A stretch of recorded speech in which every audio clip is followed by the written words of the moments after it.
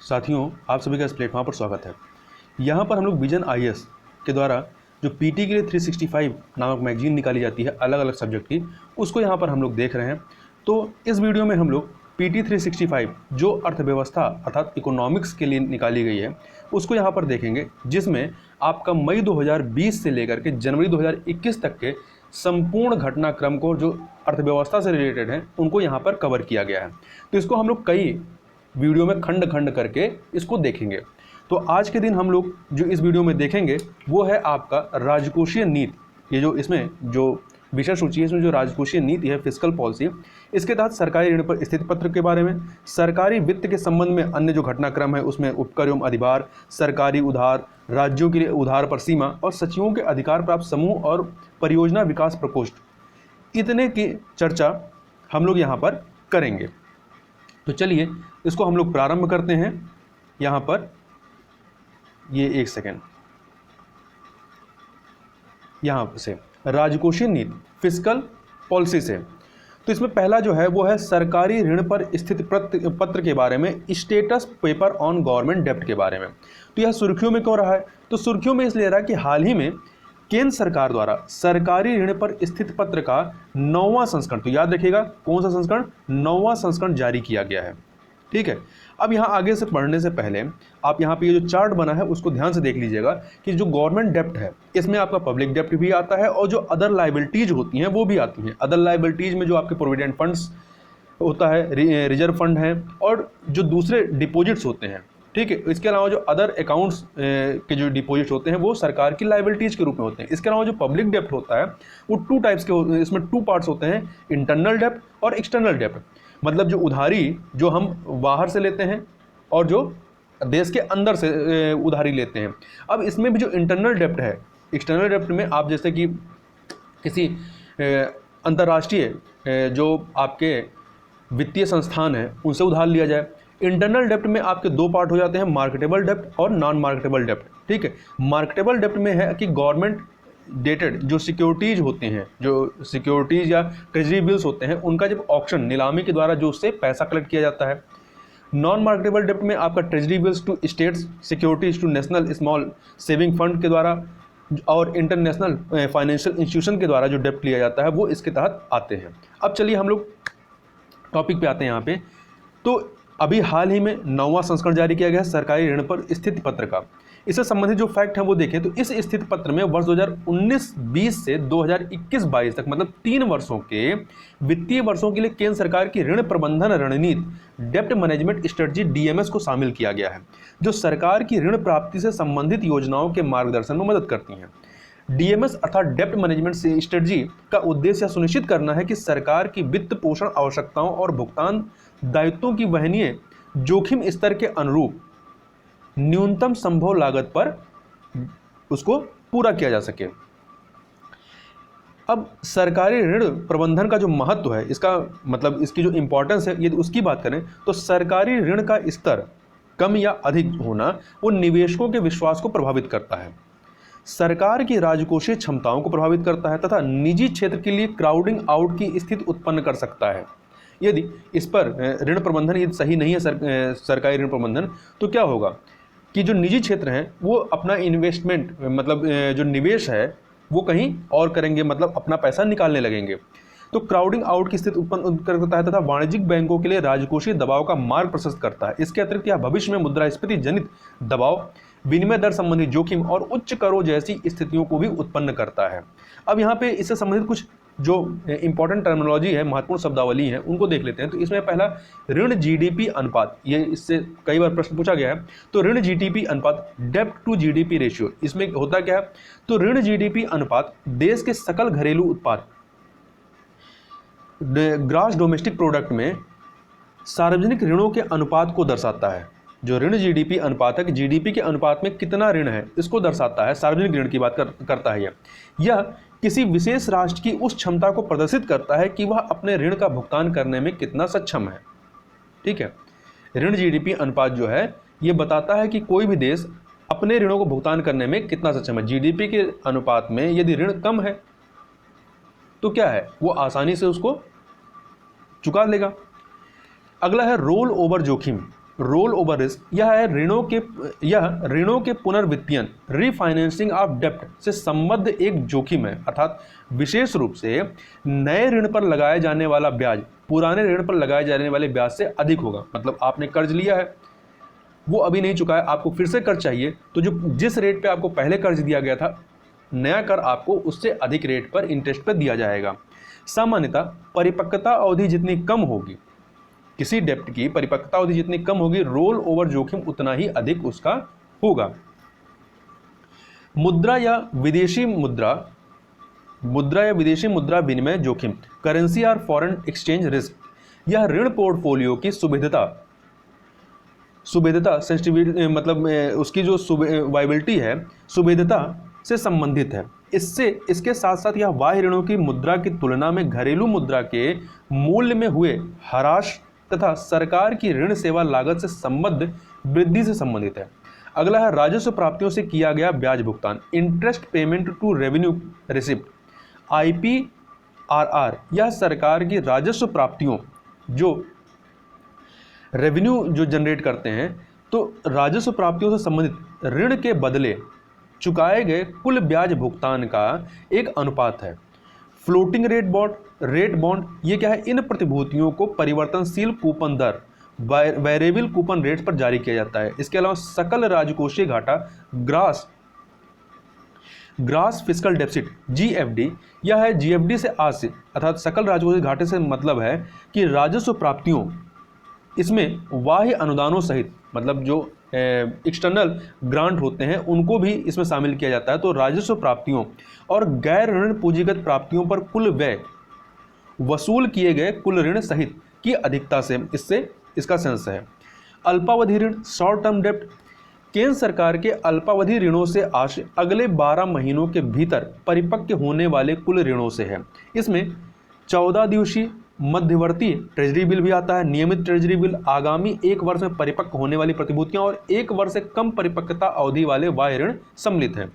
Treasury bill की बात करते हैं तो ट्रेजरी बिल वह रियायती उपकरण है जो सरकार को अपने अल्पकालिक नकदी प्रवाह के असंतुलन का प्रबंधन करने में सहायता करते हैं। वर्तमान में केंद्र सरकार जो 91, 182 और 364 दिन की अवधि वाले ट्रेजरी बिल जारी करता है, मतलब 3 प्रकार के ट्रेजरी बिल जारी करते हैं।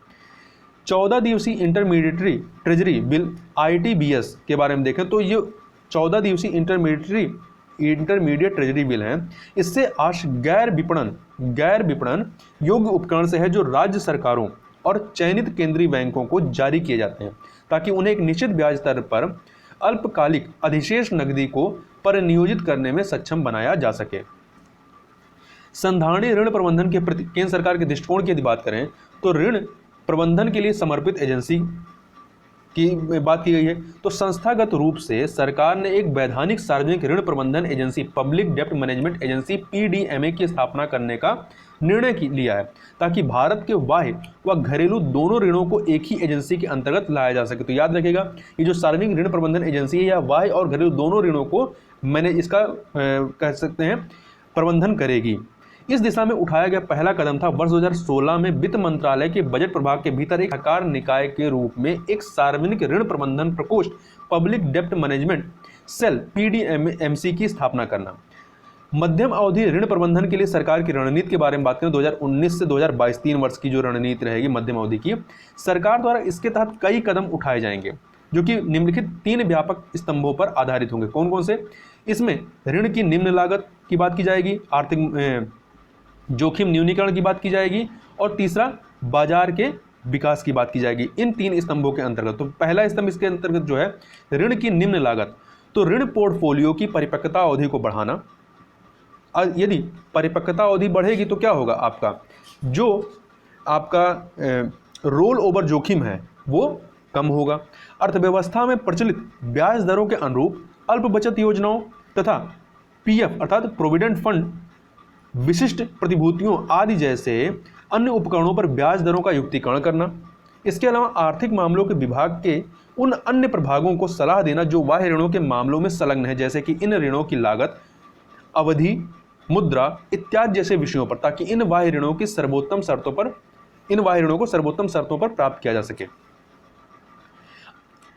जोखिम न्यूनीकरण के अंतर्गत क्या होगा, इसके तहत कुछ संकेतकों के लिए मानदंड निर्धारित करना, जैसे कि अल्पावधि ऋण के लिए बाह्य ऋण व फ्लोटिंग रेट डेब्ट इत्यादि का अंश निर्धारित करना, ताकि रोल ओवर जोखिम के साथ साथ ब्याज दरों व विनिमय दरों में होने वाले परिवर्तनों से जुड़े जोखिमों के संदर्भ में जोखिम को कम किया जा सके। तीसरा जो स्तंभ है इसमें बाजार का विकास का, तो बाजार ऋण कार्यक्रम में पारदर्शिता बनाए रखना, नियमित रूप से निवेशकों के साथ संपर्क बनाए रखना तथा अन्य हितधारकों के साथ परामर्श करना और विभिन्न प्रकार के उपकरण जारी करना, ताकि निवेशक अपने पोर्टफोलियो को अधिक कुशलता से प्रबंधित कर सकें। इसके अलावा बड़े पैमाने पर वांछित अवधि वाले मानदंडों का निर्माण करना, ताकि निवेशकों की भागीदारी और तरलता को बढ़ाया जा सके। साथ ही घरेलू निवेशक आधार के विकास का समर्थन करना और विदेशी निवेशकों के लिए सरकारी प्रतिभूति बाजार को खोलना, ये कुछ कदम होंगे। अब यहाँ पर थोड़ा सा इस चार्ट को देख लेते हैं, जिसमें रिसेंट ट्रेंड्स इन गवर्नमेंट डेब्ट, जो वर्तमान में सरकारी ऋण का जो ट्रेंड है उसके बारे में इसमें 2017-18 और 2018-19 की तुलना की गई है।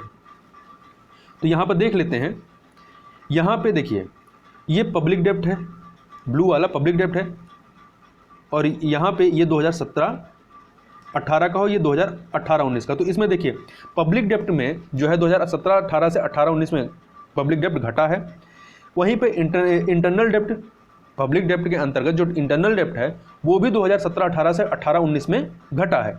इसी प्रकार से मार्केटेबल डेब्ट भी घटा है, और परंतु नॉन मार्केटेबल डेब्ट जो है ये बढ़ा है। इसके अलावा एक्सटर्नल डेब्ट घटा है। अदर लाइबिलिटीज भी देखिए 2017-18 के कंपेयर में 18-19 में घटी है। सेंट्रल गवर्नमेंट लाइबिलिटीज भी घटी है, और ये जो जनरल लाइबिलिटीज हैं वो भी यहाँ पर घटी हैं। तो केवल बढ़ा क्या है 2017-18 से 18-19 में, नॉन मार्केटेबल जो डेब्ट है वही केवल बढ़ा, बाकी अन्य जो हैं पैरामीटर्स में वो घटे हैं।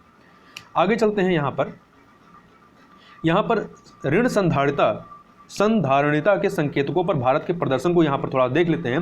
तो स्थिति पत्र या स्टेटस पेपर के अनुसार वर्तमान में सरकार के ऋण पोर्टफोलियो जो हैं वो अनुकूल संधारणीय संकेतकों को दर्शाते हैं, मतलब पॉजिटिविटी को दर्शाते हैं। इसके तहत जीडीपी के प्रतिशत के रूप में सकल राजकोषीय घाटे, ग्रास फिस्कल डेफिसिट में वर्ष 2012-13 के बाद से गिरावट दर्ज की गई है।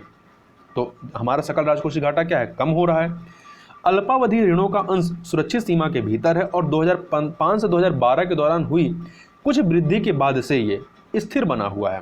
इसके अलावा सरकार ने रोल ओवर जोखिम को कम करने के लिए एक जागरूक रणनीति, इसके तहत क्या है, परिपक्वता अवधि को बढ़ाना। परिपक्वता अवधि जितनी बढ़ेगी रोल ओवर जोखिम उतना ही कम होगा, ये अपनाई है। इसके अलावा अधिकांश सरकारी ऋण स्थायी या निश्चित ब्याज दरों पर जारी किए गए हैं, तथा वर्ष 2019 में अस्थायी आंतरिक ऋणों का जो अंश है वो जीडीपी में केवल 0.9% था, जो कि बजट पर ब्याज दर की अस्थिरता के प्रभाव को कम करता है। इसके अलावा बाह्य ऋणों का निम्न अंश यह दर्शाता है कि मुद्रा जोखिम और अस्थिर अंतर्राष्ट्रीय पूंजी बाजार के प्रति ऋण पोर्टफोलियो की संवेदनशीलता पर्याप्त नहीं है।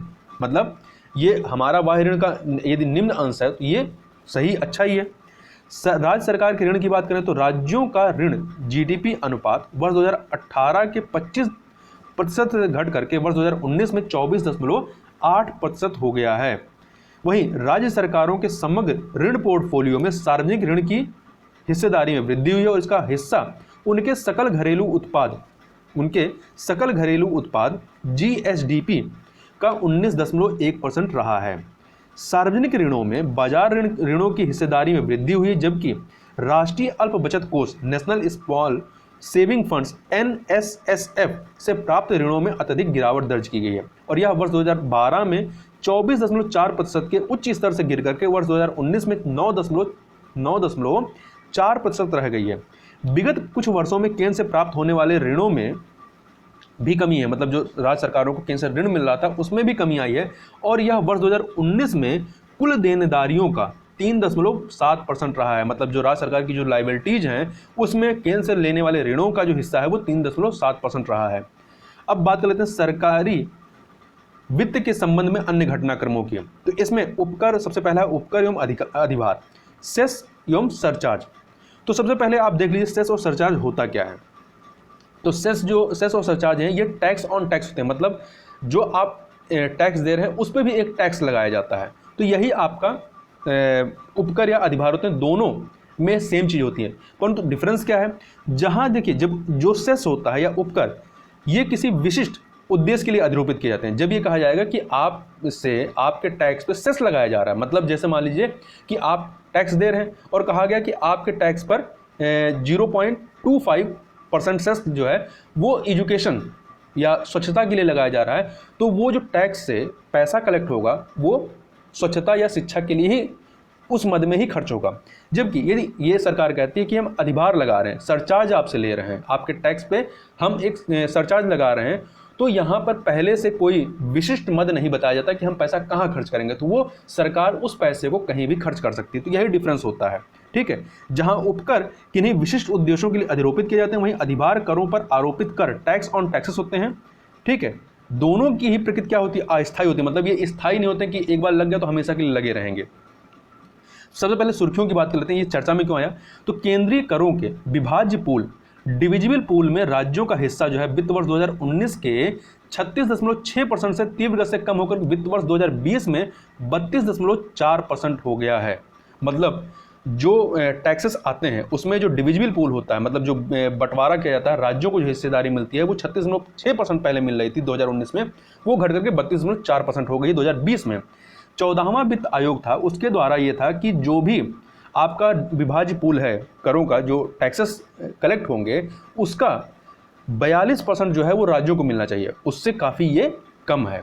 अनुच्छेद 270 जो है ये केंद्र को उपकर अर्थात सेस और अधिभार सरचार्ज आरोपित करने की अनुमति प्रदान करता है, जिसे केंद्र को राज्य सरकारों के साथ साझा करने की आवश्यकता नहीं होती। मतलब कि ये जो इससे जो पैसा आता है उपकर और अधिभार से, ये विभाज्य पूल डिविजिबल पूल में शामिल नहीं होता है।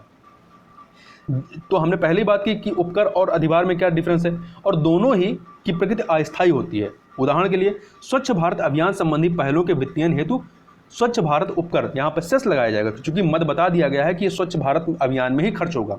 वहीं 50 लाख रुपए से अधिक आय पर 10% अधिभार आरोपित करना, ये कहा जाए 50 लाख रुपए से अधिक यदि आपकी आय है तो वहाँ पर 10% सरचार्ज दिया जाएगा, तो ये किसी भी मद में खर्च कर सकती है गवर्नमेंट। अधिभार के आरोपण के समय उसके उद्देश्य को निर्धारित करने की आवश्यकता नहीं होती है। यह संघ सरकार के विवेक पर निर्भर करता है कि वह अधिभार अर्थात सरचार्ज के माध्यम से उगाए गए धन का प्रयोग किस प्रयोजन के लिए करे। अब इसमें राज्यों की चिंता क्या है? राज्यों द्वारा कहना है कि इन करों की स्थायी प्रकृति का विरोध किया जा रहा है, क्योंकि ये क्या है, काफ़ी लंबे टाइम से ये सरचार्ज और सेस लगाए जा रहे हैं, तो ये कहा जा रहा है कि इसको, चूंकि ये अस्थायी प्रकृति के हैं, तो इसे स्थायी ना बनाया जाए। उनके द्वारा यह मांग की गई है या तो इन्हें समाप्त कर दिया जाए, जो सरचार्ज और सेस लगाए जा रहे हैं, अथवा एक निर्दिष्ट अवधि से आगे यदि इसको जारी रखा जाता है तो इस स्थिति में इन्हें विभाज्य पूल का हिस्सा बनाया जाए। यदि एक सर्टेन टाइम से अधिक इसको लगाया जाता है तो इसको विभाज्य पूल में, मतलब इसका कुछ हिस्सा जो है वो राज्यों को दिया जाए, ये राज्यों का कहना है। केंद्र द्वारा उपकरों का उपयोग, मतलब जो ये आपके सरचार्ज हैं और सेस हैं, ठीक है, तो उपकरों ये सेस हैं, इसका उपयोग राज्यों के प्रशासनिक अधिकार क्षेत्र में प्रवेश करने हेतु साधन के रूप में किया जा रहा है। कैसे किया जा रहा है? चूंकि जो सेस है वो सेंट्रल गवर्नमेंट लगाती है। अब यदि उसे कृषि कल्याण उपकर लगाना है, कृषि कल्याण उपकर लगाना है या स्वच्छ भारत उपकर लगाना है, तो ये क्या है, ये सेंट्रल गवर्नमेंट लगा रही है। परंतु आपका कृषि और स्वच्छता जो है ये राज्य सरकार के विषय है, ये राज्य सूची के विषय है ना, इस पे जो भी चीज़ें करने का अधिकार है वो राज्यों को है। परंतु यहाँ पर इसमें क्या है, राज्यों को इस पे बाउंडेशन हो जा रही है, यहाँ से जो इन पे जो पैसा आ जाएगा वो केंद्र सरकार ले रही है। तो इस प्रकार से ये क्या है कि राज्यों के प्रशासनिक अधिकार क्षेत्र में ये प्रवेश करने के साधन के रूप में इसका प्रयोग किया जा रहा है। अब आगे बात कर लेते हैं सरकारी उधार के बारे में, गवर्नमेंट बोरोइंग के बारे में। सुर्खियों में क्यों है? तो हाल ही में वित्त मंत्रालय ने भारतीय रिजर्व बैंक के परामर्श से वित्त वर्ष 2020-21 के लिए अपने सकल बाजार ऋण लक्ष्य को, ग्रॉस मार्केट बोरोइंग टारगेट को बढ़ाकर 12 लाख करोड़ रुपए कर दिया। तो ये मतलब डाटा भी याद रखिएगा, 12 लाख करोड़ रुपए का जो आंकड़ा है इसको भी। इससे संबंधित तथ्य उनकी बात करें तो सरकार अपने राजस्व, रेवेन्यू या जो इनकम है तथा व्यय के मध्य असंतुलन को समाप्त करने के लिए सरकारी प्रतिभूतियां, गवर्नमेंट सिक्योरिटीज और ट्रेजरी बिल जारी करके उधार लेती है, उनकी नीलामी करती है और उधार लेती है। उधार सरकार द्वारा लिया गया ऋण होता है, जो उधार लेता है वो क्या है, एक प्रकार सरकार द्वारा ऋण है। जो बजट संबंधी जो दस्तावेज होते हैं उसमें पूंजीगत प्राप्तियों, जो पूंजीगत प्राप्तियां जिस सूची में जारी की जाती हैं, दर्ज की जाती हैं, उसके अंतर्गत इसको शामिल किया जाता है। मतलब सरकार के उधार को कहाँ पे शामिल किया जाता है, बजट के पूंजीगत प्राप्तियों में। पूंजीगत प्राप्तियों में क्या होता है, इसके साथ लायबिलिटी जुड़ी होती है। जो पूंजी होती है उसके साथ हमेशा एक लायबिलिटीज होती है। उधारी में वृद्धि के कारण क्या है, निवल कर राजस्व में अपेक्षित कमी होना, नेट टैक्स रेवेन्यू में अपेक्षित कमी होना। इसके अलावा शेयर बाजारों में रिकॉर्ड मंदी ने विनिवेश, जो डिसइन्वेस्टमेंट था, इसके माध्यम से धन जुटाना कठिन बना दिया है। डिसइन्वेस्टमेंट में क्या होता है कि सरकार अपनी किसी एसेट को बेचती है या उसमें अपने शेयर को कम करती है, जैसे कि एयर इंडिया का डिसइन्वेस्टमेंट, विनिवेश किया जा रहा है उसको बेच करके। व्यय में बढ़ोतरी, जैसे हाल ही में राहत, आय हस्तांतरण और समर्थन उपाय आदि के लिए 1.7 लाख करोड़ रुपए की राशि जारी की गई। जैसे कि जो कोरोना महामारी आई, इसके लिए प्रधानमंत्री ग्रामीण कल्याण योजना के तहत 1.7 लाख करोड़ रुपए की राशि जारी की गई थी। तो ये क्या है, इससे क्या है, व्यय में बढ़ोतरी हुई है। इसके अलावा बढ़ती उधारी से बॉन्ड बाजार पर दबाव पड़ सकता है तथा निजी क्षेत्र के लिए क्राउडिंग आउट, मतलब पूंजी का बहिर्गमन, वो अपनी पूंजी को बाहर निकालने लगते हैं, कि समस्या उत्पन्न हो सकती है। राजकोषीय घाटे से जो फिस्कल डेफिसिट है, इसके तेजी से बढ़ने की संभावना है, जो यह दर्शाता है कि अर्थव्यवस्था को कोविड-19 के प्रतिकूल प्रभावों से बचाने के लिए सरकार के पास बड़े पैमाने पर वित्तीय प्रोत्साहन के लिए सीमित विकल्प हैं। ये बहुत ज़्यादा इनके पास इसको लेकर के विकल्प नहीं है।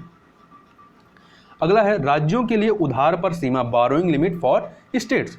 सुर्खियों में क्यों है, तो हाल ही में केंद्र ने चालू वित्त वर्ष के लिए राज्यों की उधार सीमा को बढ़ाकर उनके सकल राज्य घरेलू उत्पाद GSDP, gross state domestic product के 3% से बढ़ाकर 5% तक कर दिया गया। तो ये भी आप इस आंकड़े को याद रखिएगा, कितना किया गया, 3% से बढ़ाकर 5% किया गया है। हालांकि यह उनके द्वारा किए जाने वाले विशिष्ट सुधारों के अधीन है, मतलब ये शर्तों के साथ हैं। ऐसा नहीं है कि आप 5% कर दिया गया तो कोई भी ले लेगा, उसमें कुछ शर्तें निर्धारित की गई हैं। इससे संबंधित जो फैक्ट है वो क्या है कि ज्ञातव्य है कि राज्यों द्वारा राजकोषीय उत्तरदायित्व और बजट प्रबंधन, fiscal responsibilities and budget management FRBM अधिनियम के तहत निर्धारित उधार सीमा, जो कि वर्तमान में 3% है, इसमें बढ़ोतरी हेतु आग्रह किया जा रहा था। अब इसमें जो शर्तें हैं उसको कैसे लिया गया है, 200 आधार अंकों की इस वृद्धि में, इसमें 200 आधार अंकों की वृद्धि की गई है 3 से 5% बढ़ाने में। इसमें से 50 आधार अंक तक के उधार शर्त रहित होंगे, ठीक है, उसकी कोई शर्त नहीं होगी। जबकि जो 150 बाकी आधार अंक हैं उनके उधार जो है सशर्त होंगे, जिसमें शर्त क्या है, इसमें शर्त है कि एक राष्ट्र एक राशन कार्ड का सार्वभौमिकरण, ईज ऑफ डूइंग बिजनेस अर्थात कारोबार में सुगमता, विद्युत वितरण और शहरी स्थानीय निकायों के राजस्व से संबंधित सुधारों के लिए 100 आधार अंक निर्धारित किए गए हैं। मतलब इन 4 क्षेत्रों में यदि राज्य अच्छा प्रदर्शन करेंगे तो इसके लिए 100 आधार अंक दिए गए हैं। इनमें से प्रत्येक सुधार की भारिता जो है वो 25 आधार अंक की है। 4 क्षेत्र हैं तो 25x4 तो 100 आधार अंक का निर्धारित किए गए इसमें। इसके अलावा इसके अतिरिक्त यदि उपयुक्त चार सुधारों के सुधार क्षेत्रों में से कम 3 में उल्लेखनीय सफलता अर्जित कर ली जाती है तो अतिरिक्त उधारी के लिए 50 आधार अंक प्रदान किए जाएंगे। तो 150 अंक इधर हो गए, 50 अंक जो है वो शर्त रहित हैं। तो ये जो 4 सुधार क्षेत्र हैं इसको याद रखिएगा। कौन कौन सा, one nation one ration card है, आपका पावर सेक्टर है, ईज ऑफ डूइंग बिजनेस है, अर्बन लोकल बॉडीज हैं। तो देखिए ये जो कंडीशन है इसको भी थोड़ा याद रखिएगा। One nation one ration card में क्या सुधार करने हैं, तो इसमें आधार लिंक करना और पॉइंट ऑफ सेल जो मशीन है उनको इंस्टॉल करना, ठीक है, ये सारे काम से क्या होगा, इसमें सुधार होगा। इसके अलावा पावर सेक्टर में क्या करना है, इसमें आपका रिड्यूज ATC लॉसेस, ATC का मतलब क्या होता है, एग्रीगेट टेक्निकल कमर्शियल लॉसेस, इसको रिड्यूज करना। इसके अलावा रिड्यूज ACS ARR गैप, इसका फुल फॉर्म क्या है, ACS का, ACS होता है एवरेज कॉस्ट ऑफ सर्विस और वहीं ARR क्या है, एग्रीगेट रेवेन्यू रियलाइज्ड, ARR है। तो इस गैप को रिड्यूस करना, इसको 0 तक पहुंचाना। जो ACS ARR गैप है इसको रिड्यूस करके 0 तक लाना, ये लक्ष्य है, इसमें सुधार करना। इसके अलावा provide power subsidies to farmers through DBT, जो पावर सब्सिडीज है, विद्युत जो आपको सब्सिडीज दी जा रही है उसको डायरेक्ट बेनिफिट ट्रांसफर के माध्यम से किसानों तक पहुंचाना। ईज ऑफ डूइंग बिजनेस के लिए क्या करना है, district level assessment of ease of doing business as per DPIIT norms.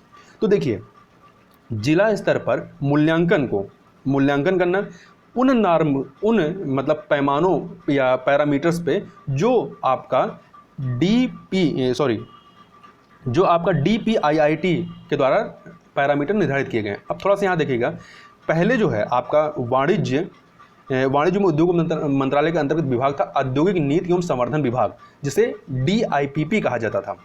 उसका नाम बदल करके क्या कर दिया गया है, उद्योग एवं आंतरिक व्यापार संवर्धन विभाग, जिसका अब क्या हो गया है, DPIIT हो गया है। ठीक है।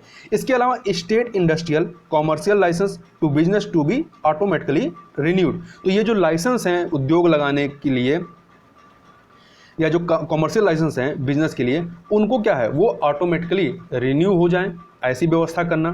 तो ये सब क्या है, ईज ऑफ डूइंग बिजनेस को बढ़ाएंगे। इसके अलावा जैसे कि make inspections randomise with period notice and full transparency, मतलब जो आपके इंस्पेक्शन होने हैं, जांच होनी है, वो रैंडमाइज हो, मतलब ऐसा सिस्टम लाया जाए कि रैंडमाइज, ऐसा नहीं कि आप बताएं कि हमको यहाँ पे इंस्पेक्शन करना है, वो कंप्यूटर के माध्यम से ऐसा आपका सिस्टम हो कि वो आपको कोई पिक कर दे कि आपको यहाँ पे इंस्पेक्शन करना है। इस तरह के और जो भी ये आपके इंस्पेक्शंस होंगे वो फुल पारदर्शिता युक्त होने चाहिए। इस प्रकार के जो सुधार होंगे वो ईज ऑफ डूइंग बिजनेस में रिफ्लेक्ट होंगे। अर्बन लोकल बॉडीज, इसके तहत क्या है, notify property tax floor rates in consonance with circle property rates, इन चीज़ों में सुधार करना। Notify water and sewage charges, इस तरह के जो टैक्सेस हैं यहाँ पे जो मतलब अर्बन लोकल बॉडीज़ के तहत जो भी अधिकार इनको दिए गए हैं उसमें यदि जो सुधार किए जाएंगे राज्यों के द्वारा, तो यहाँ पर उनको आधार अंक प्रदान किए जाएंगे, अतिरिक्त आधार अंक। यहाँ पर थोड़ा नीचे देखें तो संबंधित केंद्रीय विद्युत आवास और शहरी कार्य मंत्रालय, वाणिज्य एवं उद्योग मंत्रालय व खाद्य प्रसंस्करण उद्योग मंत्रालय के राज्यों के संदर्भ में राज्यों के प्रदर्शन की निगरानी और मूल्यांकन करेंगे। मतलब कि जैसे देखिए one nation one ration card का मूल्यांकन कौन करेगा, आपका खाद्य प्रसंस्करण उद्योग मंत्रालय, पावर सेक्टर का विद्युत मंत्रालय करेगा, ईज ऑफ डूइंग बिजनेस का वाणिज्य एवं उद्योग मंत्रालय करेगा, अर्बन लोकल बॉडीज का आवास और शहरी कार्य मंत्रालय करेगा। आगे बात कर लेते हैं सचिवों के अधिकार प्राप्त समूह और परियोजना विकास प्रकोष्ठ के बारे में। Empowered group of secretaries EGOS and project development cells PDCA के बारे में। तो सुर्खियों में यह इसलिए है कि हाल ही में केंद्र सरकार ने भारत में निवेश को आकर्षित करने के लिए मंत्रालयों विभागों में सचिवों के एक अधिकार प्राप्त समूह अर्थात EGOS और परियोजना विकास प्रकोष्ठों PDCS की स्थापना को मंजूरी प्रदान की है। तो इनके बारे में एक करके बात कर लेते हैं। सचिवों के अधिकार प्राप्त समूह empowered group of secretaries EGOS, तो इसकी संरचना कैसी है, इसमें कैबिनेट सचिव द्वारा इसकी अध्यक्षता की जाएगी तथा नीति आयोग के जो मुख्य कार्यकारी अधिकारी CEO होते हैं वो इसके सदस्यों में शामिल होंगे। इसके अलावा अन्य सदस्यों में इसके उद्योग और आंतरिक व्यापार संवर्धन विभाग जो आपका DPIIT है, वाणिज्य और राजस्व व आर्थिक मामलों के विभाग सहित विभिन्न विभागों के जो सचिव हैं वो इसमें सदस्य के रूप में शामिल होंगे। अब इसके उद्देश्य क्या हैं, तो इसके उद्देश्य निम्नलिखित हैं। निवेश से संबंधित नीतियों के विषय में विभिन्न विभागों और मंत्रालयों के मध्य सामंजस्य स्थापित करना तथा समयबद्ध स्वीकृतियां सुनिश्चित करना, फास्ट ट्रैक निवेश मंजूरी के माध्यम से निवेश आकर्षित करना और वैश्विक निवेशकों को निवेश समर्थन तथा सुविधाएं उपलब्ध कराना। इसके अलावा लक्षित तरीके से शीर्ष निवेशकों की ओर से आने वाले निवेश को सुविधाजनक बनाना और निवेश परिदृश्य में नीतिगत स्थायित्व तथा सामंजस्य स्थापित करना, विभागों द्वारा रखे गए निवेश प्रस्तावों का मूल्यांकन करना। इसके अतिरिक्त विभागों के अधिकार प्राप्त समूह द्वारा विभिन्न चरणों के समापन के लिए लक्ष्य निर्धारित किए जाएंगे।